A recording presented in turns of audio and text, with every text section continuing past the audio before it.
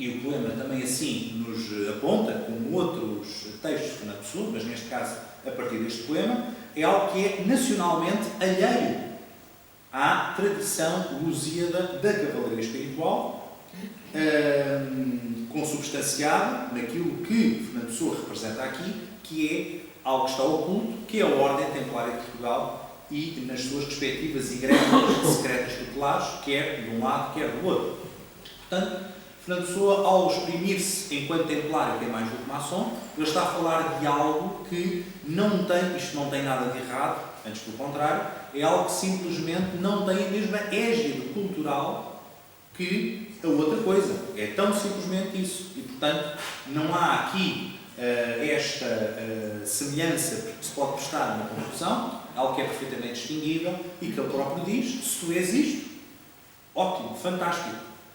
No entanto, eu sou mais do que isto. Se tu és isto, eu sou aquilo. Nós não deixamos de ser irmãos. Não é? E Fernando Pessoa não diz, ao mesmo tempo, que São João não é templário. Ele parte, reparem, de uma proposição condicional. Não é? Se és maçom, eu sou mais do que isto. Sou aquilo. Portanto, se nós temos aqui uma condição concreta de partida que é esta, o meu posicionamento em relação a esta condição é este. Mas isso não impede absolutamente nada, nem Fernando Pessoa aqui põe, como vemos no discurso dele, qualquer barreira, qualquer obstáculo, antes pelo contrário. Ele quer quebrar todas as barreiras e todos os obstáculos. E justamente por isso é que esta estrofe do poema São João termina com esta frase que diz tudo: meu irmão, dou-te o abraço fraternal. Portanto, não há palavras que possam ir mais além do que esta abertura envolvente, que está ali claramente expressa desta forma tão eloquente e tão profundamente íntima. Num outro texto inédito, posterior à edição do seu artigo sobre as associações secretas, o artigo que Fernando Pessoa escreve precisamente no Diário de Lisboa, em 4 de fevereiro de 1935, intitulado As Associações Secretas, análise secreta e serena e minuciosa a um projeto de lei apresentado no Parlamento. Portanto, depois deste texto ter sido publicado, há um outro texto que é inédito, que Fernando Pessoa escreve, só foi publicado já nos anos 70, estamos a falar inclusive do ano em que Fernando Pessoa morre, como sabemos, 35. Ele alude ainda explicitamente à atual dormência histórico-ritualística da Ordem Templária de Portugal e fala também da sua própria filiação. Diz-nos ele: 1. Uma ordem iniciática é verdadeiramente uma ordem só quando está em atividade. Isto é, quando tem abertos os seus templos ou o seu templo único e realiza sessões e iniciações em ritual vivido. Aqui o vivido não se sabe ainda hoje se esta palavra que está no texto, como sabem, uma pessoa tinha uma caligrafia, enfim, um bocadinho difícil de perceber em alguns excertos. Quando em dormência ou vida latente e simplesmente transmissa, não é propriamente uma ordem, mas tão somente um sistema de iniciação, avanço e completamento. Repito estas palavras, sobre as quais não vou necessariamente falar delas agora, mas numa outra ocasião, se calhar ainda voltarei a falar delas mais à frente, mas numa outra ocasião muito se poderia falar delas. Um sistema de iniciação, avanço e completamento. São os 3 termos que competem à conferição, por exemplo, dos 3 graus menores da Ordem Templária de Portugal. 2. Por isso, eu disse legitimamente que, porque ele diz isso no seu artigo publicado no jornal, por isso eu disse legitimamente que não pertencia a ordem nenhuma. Não podia legitimamente dizer que não tinha nenhuma iniciação. Antes, para quem pudesse entender, insinuei que a tinha quando falei ele de facto fala disto no artigo no jornal, uma preparação especial cuja natureza me não proponho indicar. Esta é a frase citada ipsis verbis que Fernando Pessoa escreve e publica sobre si próprio no artigo do Diário de Lisboa de 4 de fevereiro de 1935. frase escapou, e ainda mais o seu sentido possível, aos iledores antimaçónicos. Só posso, pois, dizer que pertenço à Ordem Templária de Portugal. Posso dizer e digo que sou templário português. Digo devidamente autorizado. E dito, fica dito. Ora, é à luz dos conhecimentos que recebi pelos 3 graus menores da Ordem Templária de Portugal que pude ler com entendimento livros e rituais maçónicos. Ausentes esses conhecimentos, estaria lendo às escuras. Isto também é, fim de citação, isto também é extremamente interessante para percebermos aquilo que a pessoa diz no artigo dirigido a São João Batista, quando ele diz: se tu és maçom, eu sou mais do que templário. Porque, de facto, através da sua iniciação templária, Fernando Pessoa tem credenciação e acesso a todo um conjunto de situações que estão iniciaticamente abaixo do que aquilo que é propriamente a iniciação cavaleiresca da Ordem Templária de Portugal. Este trecho constitui, portanto, a resposta do poeta em complemento a um excerto. Este texto é o trecho seguinte, há um outro excerto, portanto, que o próximo trecho constitui a resposta do poeta em complemento a um excerto da sua carta de 14 de janeiro de 1935. Portanto, reparem, tudo os inícios do último ano de vida de Fernando Pessoa, praticamente, endereçada esta carta ao seu confrade literário Adolfo Casais Monteiro, diretor da revista literária Presença, pessoa, como sabemos, que publicou tanta coisa, e que habitualmente ele colaborava com assiduidade. E além disso, Adolfo Casais Monteiro terá sido um dos seus grandes confidentes, principalmente neste seu último ano de vida. E diz-nos ele nessa carta: quanto à iniciação ou não, posso dizer-lhe só isto, que não sei se responde à sua pergunta. Não pertenço a ordem iniciática nenhuma. A citação, epígrafe ao meu poema Eros e Psique, de um trecho traduzido, pois o ritual é em latim, do ritual do 3º grau da Ordem Templária de Portugal, indica simplesmente, o que é facto, que me foi permitido folhear os rituais dos 3 primeiros graus dessa ordem, extinta ou em dormência, desde cerca de 1888. Se não estivesse em dormência, eu não citaria o trecho do ritual, pois se não devem citar, indicando a origem, trechos de rituais que estão em trabalho. Fim de citação. De facto, a epígrafe latina, traduzida em português, que diz: e assim vedes, meu irmão, que as verdades que vos foram dadas no grau de neófito e aquelas que vos foram dadas no grau de adepto menor são, ainda que opostas, a mesma verdade. Esta frase, tanto epígrafe traduzida para português, do seu poema Eros e Psique, publicada em 1934 na revista Presença de Adolfo Casais Monteiro, motivara a curiosidade do seu inquiridor destinatário acerca do templarismo lusíada, estranhamente ocultado a quando do próprio ano de nascimento do poeta. 1888, não esqueçamos, o ano em que nasce Fernando Pessoa. É também um ano em que muita coisa, num plano mais discreto, se quisermos assim dizer, da história da humanidade, acontece. É um ano de grande intensidade. E, de facto, Pessoa diz-nos que neste ano a Ordem Templária de Portugal terá entrado em dormência. Não quer dizer que tenha permanecido em dormência desde essa altura, mas terá entrado em dormência. Mais ainda, posso acrescentar que há um outro texto em que Fernando Pessoa refere algo de particularmente interessante também, relativamente à questão do sebastianismo e à questão do rei Dom Sebastião. Ele refere que Dom Sebastião regressou a Portugal em 1888. E, portanto, considerando que estamos a falar do ano de nascimento de Fernando Pessoa, eu também, neste momento para já, abstenho de fazer mais comentários nesse sentido. Por outro lado, em anotações inéditas que datam deste mesmo ano, 1935, e que são destinadas a um artigo intitulado Para a Compreensão da Mensagem, que é um artigo que não chegou a ser redigido, só foram tirados tópicos. Portanto, a pessoa estava a preparar a redação desse artigo e que depois seria publicado, provavelmente também no jornal Diário de Lisboa.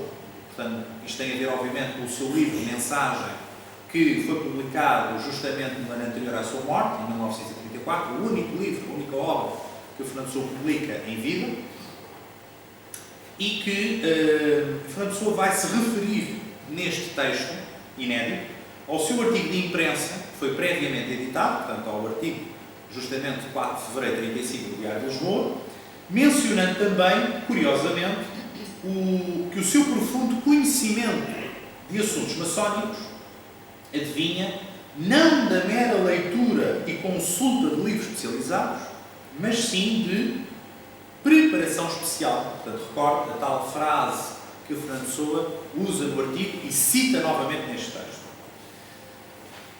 Preparação especial esta que, obviamente, ele não queria identificar e que, sem dúvida alguma, era uma preparação estritamente iniciática e, consequentemente, interna, como o atestam as suas transmissões literárias entre aquelas que foram aqui específica e devidamente analisadas. E não superficialmente intelectual e meramente bibliográfico, porque se assim fosse também, daquilo que nós já verificámos até aqui, dificilmente Fernando Pessoa poderia produzir as frases tão arrojadas como, naturalmente, temos aqui já alguns exemplos. Que, por inerência do seu próprio caráter imediatamente massivo, portanto, esse texto que foi publicado no jornal, e divulgador, nada tem de verdadeiramente hermético, mas sim, portanto, só isto é viável através da sua filiação autotestemunhada na Ordem Templária de Portugal. E isto também é importante percebermos outra questão fundamental. Percebemos que há textos que, se destinando à divulgação pública, Fernando Pessoa tem uma postura que é escrita de uma determinada maneira para ser publicamente consumida, o que não é a mesma coisa que ele escreve, obviamente, em textos que não se destinavam à divulgação pública.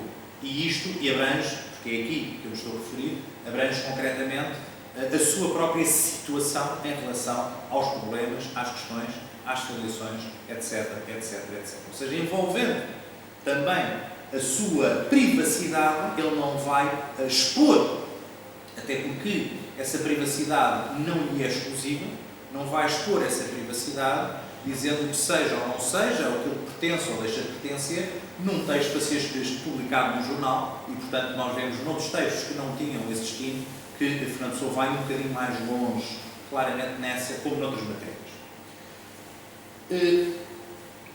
De facto, é importante considerar e recordar, no caso da carta que ele escreve ao seu amigo Adolfo Casais Monteiro, que o poeta não pretendia submeter-se à revelação da sua condição iniciática, dado o seu inerente caráter secreto, neste caso a um profano bem intencionado e seu amigo pessoal, sem dúvida, e que nos casos respectivos dos seus artigos de imprensa, quer o impresso, quer o inédito, convinha afastar as tais suspeitas indiscretas e inconvenientes sobre si próprio, igualmente e de forma ainda mais premente, pelas razões de sigilo do primeiro caso. Adicionalmente, também é importante nós notarmos aqui outra questão. Fernando Pessoa não disse ainda, de modo algum, não ter pertencido. Isso também é sintomático e é fundamental. E assim é possível, sem ter, de forma alguma, deliberadamente mentido, mas antes apenas concretamente ocultado, que a estrutura a que estivesse ligado já se tivesse interiorizado, ou até mesmo que a sua ligação a essa estrutura fosse essencialmente a nível de uma linhagem de transmissores desconhecidos e não propriamente a uma organização institucional secreta ou clandestina, conforme nós queiramos propriamente considerar. Curiosamente, de facto, há um post-scriptum daquela mesma carta a Adolfo Casais Monteiro. O poeta confirma-nos também, sem qualquer sombra de dúvida, esta verificação de confidencialidade, porque ele pede, nessa carta, a Adolfo Casais Monteiro, absoluto sigilo acerca das suas referências à Ordem Templária de Portugal. E cumprindo o próprio Adolfo Casais Monteiro, a solicitação do seu grande amigo de rigorosa descrição, pelo menos até durante 15 anos depois da sua morte. Porque 15 anos depois, em 1950, essa carta foi publicada justamente no livro de João Gaspar Simões, Vida e Obra de Fernando Pessoa. E, portanto, podendo, no entanto, porque está escrito na carta de Fernando Pessoa, que Adolfo Casais Monteiro tinha plena cognição para poder ler qualquer parte do seu conteúdo sem, contudo, reproduzir ou permitir reproduzir por escrito qualquer frase ou palavra que fosse. Portanto, isto também é extremamente importante e sintomático. No entanto, e finalmente, Pessoa alude com subtileza identificativa no tal seu artigo de imprensa inédito para a compreensão da mensagem, de 1935, que é posterior, sabemos que é posterior ao artigo que foi publicado no Diário de Lisboa. Ele fala, num determinado momento da obra, como sendo, e cito, um livro tão abundantemente embebido em simbolismo templário e rosa-prussiano. A parte do rosa-prussiano não nos interessa, pelo menos obviamente aqui esta noite, mas a parte do templário é obviamente expressiva, porque é o poeta, é o autor que identifica que o livro-mensagem é ele próprio um poema, uma obra literária, uma antologia poética exclusiva e essencialmente templária. Isto, à partida, pode não ser evidente para as pessoas que o leram, não é? Todos nós certamente já o lemos, mas é o próprio poeta que o diz e que o escreve, que o deixa escrito para a posteridade, para que não haja dúvidas em relação a um texto que ele jamais imaginou conseguir publicar em vida, mas que, na verdade, após a sua morte, foi publicado, senão, obviamente, nós não teríamos acesso a ele. E, perante isto, vamos então, de imediato, passar para o segundo ponto. Já estamos perfeitamente situados em relação a Fernando Pessoa como um poeta templário, sabíamos que ele era um poeta, poderíamos não ter a noção que ele fosse outras coisas. Aliás, na verdade, aquilo que menos importante ele foi, por incrível que pareça, foi o facto de ter sido poeta. E, a partir daqui, então, podemos passar para o segundo patamar desta nossa escala e verificar a abordagem da relação das temáticas do templarismo e do jesuitismo, exclusivamente a partir da obra de Fernando Pessoa e da forma como podemos verificar noutras fontes colaterais precisamente esta mesma relação como uma confirmação identificativa. Por um lado, historicamente, apenas uns traços muito largos, mas breves referências. A Ordem do Templo é fundada em Jerusalém cerca de 1118, porque a data referencial continua a subsistir nos registros históricos sem haver uma prova absoluta que tenha sido em 1118, tudo indica que sim. Cerca de 1126 ela entra em Portugal.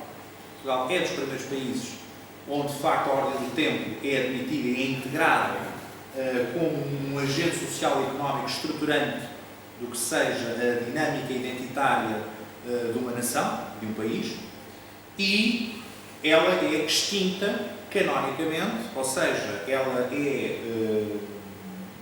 suspensa, melhor dizendo. Ela não foi extinta verdadeiramente, ela foi suspensa pelo Concílio de Viena, portanto, com o pontificado do Papa Clemente V em 1312. Isto, portanto, são as suas balizas históricas oficiais. 7 anos depois, nós temos uma criação de uma ordem cabeleiresca perfeitamente herdeira do que seja a tradição templária em Portugal, a Ordem de Cristo, com Dom Dinis, em 1319, e que vai, no século XVI, no reinado de João III, ser secularizada pelo rei de Portugal, ou seja, a Ordem vai ser extinta como uma entidade privada e vai ser nacionalizada. Os seus bens vão integrar a coroa e o seu mestre passa a ser o rei de Portugal, o que assim ocorre até à implantação da República. A partir daí, já numa referência, um registro profundamente mais simbólico, eu diria, bastante menos do que simbólico, mas enfim, não interessa para aqui dissertar nesse sentido. O chefe de Estado, neste caso sendo o Presidente da República, é o grão-mestre do que quer que seja aquilo que se chama oficialmente a Ordem de Cristo, a Ordem Militar de Cristo, que certamente não tem absolutamente nada a ver nem com aquilo que existia, portanto, com Dom João III ou com Dom Inês, ou com o que quer que fosse. Como é óbvio, isto importa ficar absolutissimamente claro para nós aqui. Importa aqui perceber que há uma questão importante que acontece no século XIX, que é a extinção das ordens religiosas, em 1834, e a Ordem de Cristo, que subsistia enquanto conjunto de pessoas como uma congregação monástica e que se resumia a viver, a habitar o edifício da antiga sede histórica da Ordem do Templo e da Ordem de Cristo, como foi fundada na Idade Média. Refiro-me ao Castelo de Tomar e ao Convento de Cristo na cidade de Tomar, anexo a esse castelo. As ordens secretas, as ordens religiosas são extintas e todo o património das ordens é nacionalizado, ou seja, é integrado na Fazenda Pública nos bancos do Estado. E, portanto, uma vez que elas são extintas, são abolidas pela consolidação definitiva do regime liberal em Portugal, que extingue, portanto, aquilo que era a monarquia absoluta. Portanto, basicamente, interessa-nos para nós aqui apenas termos estas balizas, não é? Estas balizas históricas, não interessa estarmos aqui a desenvolver grandes coisas pelo meio que nos irão afastar completamente do tema que aqui nos traz. Importa, sim, perceber que a partir daqui, subsequentemente à extinção institucional, no caso com Dom João III, vai secularizar a ordem, ou seja, vai retirar o caráter da sua autonomia funcional com o mundo enquanto ordem religiosa, com Dom João III, que ocorre no terceiro quartel do século XVI. Aparentemente, isto poderá querer dizer que, tal como em 1312 a Ordem do Templo é extinta, porque o Papa e o Concílio de Viena a suspendem, também ficamos com a noção, aparentemente, de que a Ordem de Cristo e a presença templar desaparecem em Portugal no século XVI, pelo menos até o século XX, quando são referenciados, pelo menos aqui, nós somos confrontados com estes textos de Fernando Pessoa, que nos perturba um bocadinho a lógica material e positivista daquilo que é o aparente registro da versão histórica oficial. Portanto, as coisas confrontam-nos pela sua aparente oposição, não é? Como é óbvio. Se aquilo foi extinto, desapareceu, não é? Como é que de repente temos aqui um caramelo, não é? Que nos aparece aqui a dizer eu sou isto, eu sou aquilo, embora estamos a falar de um caramelo que nós só sabemos aquilo que ele escreveu, o que ele disse, praticamente onde ele já estava há muitos anos a fazer tijolo. Portanto, não foi propriamente um caramelo como hoje, que fez qualquer que escreveu isto para pôr no Facebook, ou eventualmente para ir ao telejornal da SIC. Antes, pelo contrário, alguém que não funcionava claramente nesse registro, como hoje, saudavelmente, tanta gente funciona. Não é? Bom, o que importa aqui é percebermos que esta alusão que Fernando Pessoa faz, é uma alusão estreante, uma alusão inovadora, pela primeira vez à sua continuidade críptica da Ordem do Templo, em textos que foram, no fim de contas, apenas editados muito depois da sua morte. O poeta vai mencionar, de uma forma exemplificativa, a importância analógica, empenhada, de uma outra coisa que aparentemente é diferente, que é a congregação religiosa da Companhia de Jesus, nesta clandestinidade silenciosa dos séculos XVI a XIX. A Companhia de Jesus é uma ordem religiosa, um instituto religioso que surge em 1532, se não falha a memória, em 34, peço desculpa. Foi fundada por aquele personagem controverso, para dizer o mínimo dos mínimos, chamado Santo Inácio de Loyola,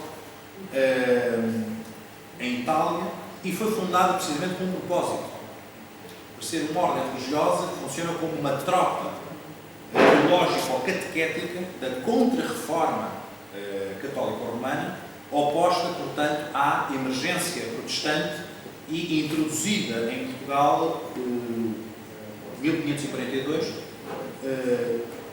E, portanto, perante isto, Fernando Pessoa vai desconcertantemente, se ele já não nos desconcertou suficientemente o que chegasse, ele vai continuar a desconcertar-nos por completo até não haver mais conserto possível. Quando, precisamente, ele, num texto inédito, não datado, pertence a uma obra que ele nunca editou, um livro que teria o título de Subsolo, ele diz isto: e é de notar que, estando a sociedade de Jesus dentro da ordem de Cristo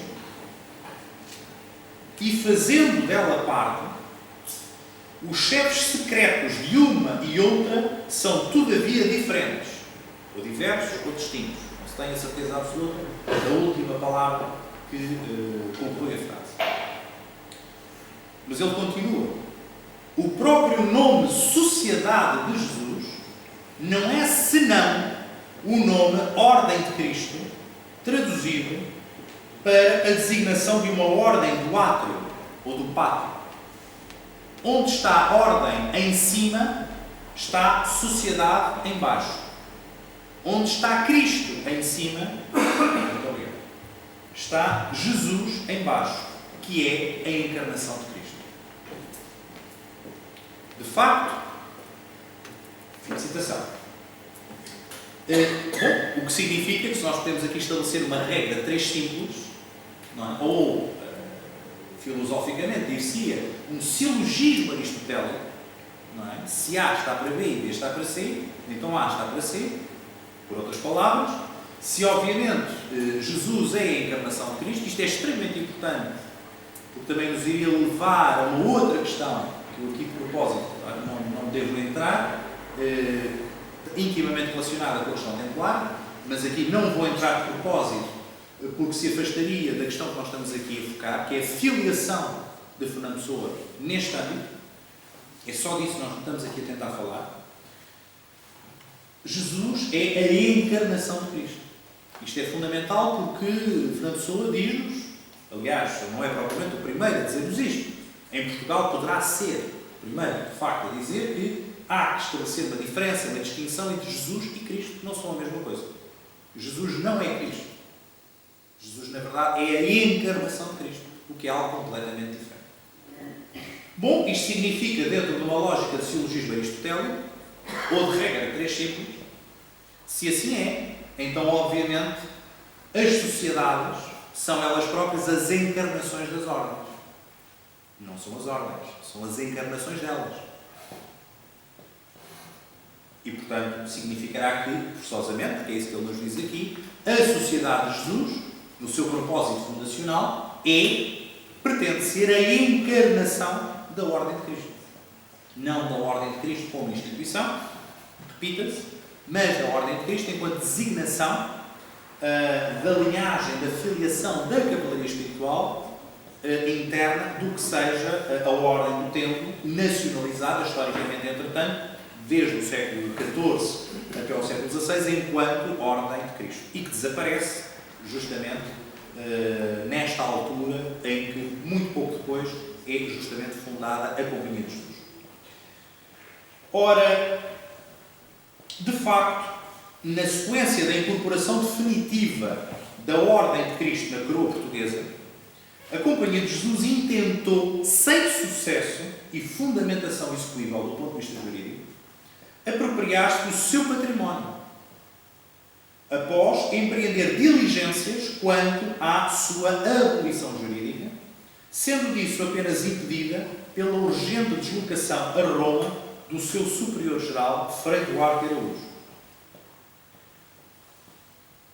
Mais tarde, o estadista Sebastião José de Carvalho e Melo, primeiro conde de Oeiras e Marquês de Pombal, e o literato João Batista da Silva Leitão de Almeida Garrett, consideraram, ambos, sintomaticamente serem os jesuítas os templários da modernidade contemporânea, coincidindo ambos em princípios funcionais, portanto os templários e a Companhia de Jesus, coincidem quanto aos seus princípios funcionais, os objetivos revolucionários e a perseguição exterminante em que acabaram, tanto uns como outros, sendo aqueles os herdeiros histórico-iniciáticos destes.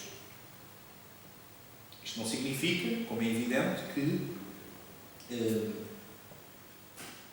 a prossecução, a continuidade da missão daquilo que é a ordem do tempo tem radicado na emergência histórica da criação da ordem religiosa, que é a Companhia de Jesus. Porque, como é evidente, nós estamos a falar dos cenários e estamos a falar daquilo que está para além dos cenários. São coisas diferentes. Enquanto cenário, o que aqui nos é dito e nos é confirmado